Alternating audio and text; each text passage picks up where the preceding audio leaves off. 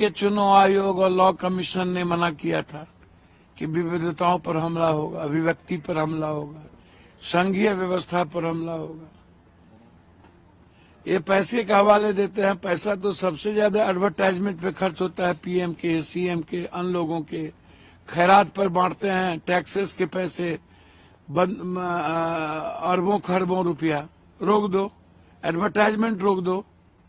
300, 200, 400 करोड़ रुपया साउथ में एक एमपी, 40, 50, 100 करोड़ रुपया एक एमपी हिंदी पट्टी में। और उसके बाद ब्लैक मनी कितना खर्च होता है वो देखो, वो भी तो जनता का पैसा है। तो आप कान ऐसे नहीं कान वैसे पकड़ने की बात करते हो। तो आप एक काम करो ना, एक कानून लो। आप तो वैसे कह रहे हो चुनाव आयोग किसी भी गवर्नमेंट को भी डिसमिस कर देगा, राष्ट्रपति कर दे। राष्ट्रपति तो इंटाइटल है किसी भी मंत्रिमंडल के एग्जीक्यूशन से। चुनाव आयोग तो नौकर है। चुनाव आयोग को मालिक है क्या? वो कंप्लीट रूप से नौकर है। आप इसको समझिए। चुनाव आयोग को आप मालिक का पावर दोगे तो उसको एक काम करो, दोनों आदमी का चुनाव करा करके करो। पूरे देश में चुनाव करवा लो कि चुनाव आयोग कौन होंगे। दूसरी चौथी तरफ आप चुनाव आयोग को एक बजट दे दो और उसी को बोलो 15 दिनों के अंदर इलेक्शन कंडक्ट करे, एग्जीक्यूशन में लाए और सभा करे। 6 विधानसभा है तो 6 जगह, और सभी पार्टी वहां जाए, अपनी बात रख दे। जनता जिसको वोट देना है देगा, ना कोई पोस्टरिंग ना कुछ। आप एग्जीक्यूशन में करना चाहते हो, पैसा को कम करना चाहते हो तो चुनाव आयोग के लिए बजट कर दो और गवर्नमेंट कंडक्ट करे चुनाव को, और वहां जाकर के पार्टी वाला जाकर के करे। कम खर्चा होगा, कोई हर कचकच नहीं, और 15 दिनों के समय को लिमिटेशंस कर दो। तो ये वन नेशन वन इलेक्शन भैया लोकसभा नहीं बनी, अटल जी की तरह खत्म हो गया।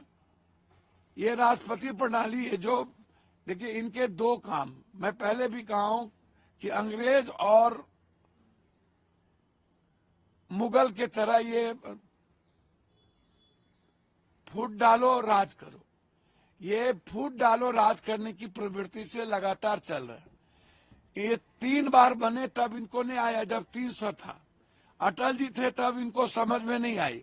जब इनके पास गिनती नहीं है, 362 चाहिए, तो विवाद को पैदा करना है। इनको एक व्यक्ति को गणेश परिक्रमा करते रहना है, एक व्यक्ति को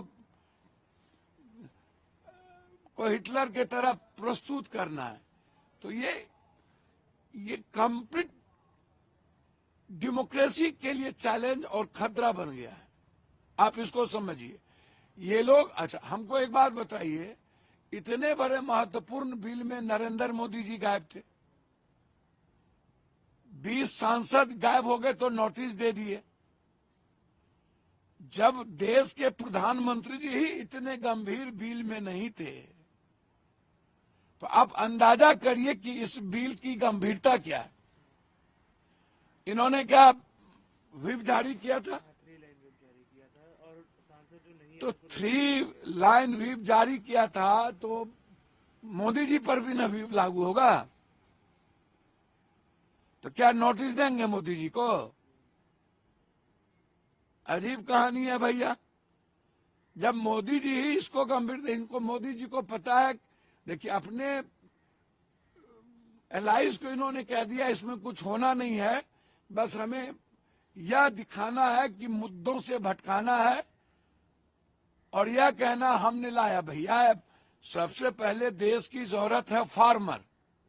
अभी जो लगातार पेपर लीक हो रहा है उसको, उस बच्चे की भविष्य।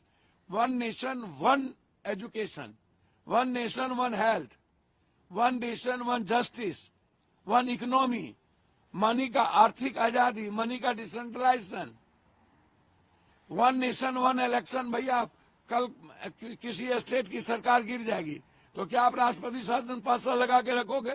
मतलब एन केन आप ही चलाओगे? क्या चुनाव आयोग तय करेगा?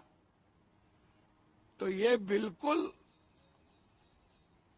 डेमोक्रेसी के लिए सही नहीं है, संविधान के खिलाफ है। इसलिए बिल देश के हित में, गरीब के हित में और विविधताओं के हित में बिल्कुल सही नहीं है एक व्यक्ति की गणेश परिक्रमा के लिए बिल है। इन याचिकाओं को खारिज भैया हम ईवीएम लाए कौन? कांग्रेस। तब तो अमित शाह जी का जन्म भी नहीं हुआ था, वो भाग रहे थे कहीं। अब कांग्रेस लाई, कांग्रेस को समझने में कांग्रेस नहीं लाई। यह सवाल लगातार उठ रहा है।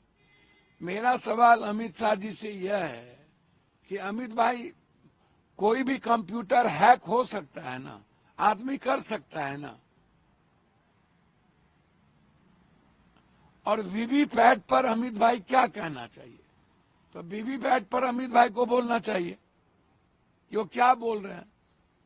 वीवीपैट की गिनती आप साथ ही साथ करा दो। और 20 लाख ईवीएम जो चोरी हुआ था वो कहां है, उसके बारे में भी जानकारी देनी चाहिए। आप इस बात को समझिए।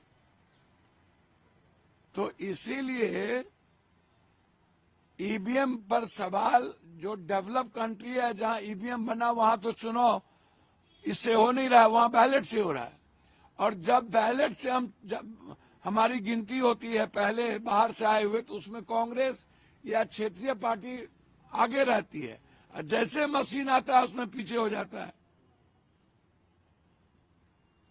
बिल्कुल सर, जैसे अब संविधान को लेकर लगातार बात हो रही थी, अम्बेडकर जी को भी लेकर बात हो रही थी, तो करते थे भगवान का नाम लेके तो भला होगा। भैया जिंदगी का निर्माण और जस्टिस, और आज जो हमें राजनीतिक, सामाजिक, शैक्षणिक, आर्थिक आजादी मिली है, ये भगवान ने नहीं दिया। भगवान जीने का माध्यम है मात्र, एक अच्छा इंसान बनने का। तो भगवान की जरूरत बेचने की नहीं है, भगवान को आत्मसात करने की जरूरत है। और ये बीजेपी को जरूरत है भगवान को आत्मसात करके एक अच्छा इंसान बनना, बुद्ध बनना, कबीर बनना, ये बीजेपी के लिए जरूरत है।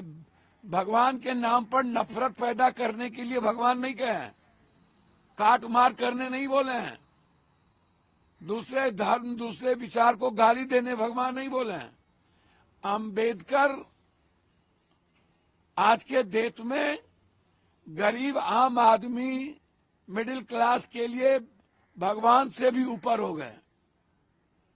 ये सारी आजादी, जीने की आजादी, मुस्कुराने की आजादी, खुशियां की आजादी, आम आदमी से लड़ने की आजादी, संघर्ष करने की आजादी, ये जो हमारी विविधता है, ये बाबा साहब अम्बेडकर की उस संविधान ने दिया है, जो गीता, रामायण, कुरान, बाइबिल के ग्रंथ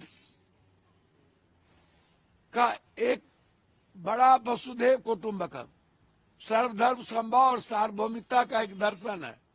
इसीलिए यह देश अम्बेडकर, गांधी, सुभाष चंद्र बोस, नेहरू, लाल बहादुर शास्त्री, पटेल के विचार से चलेगा। ये भगवान के विचार से नहीं चलेगा।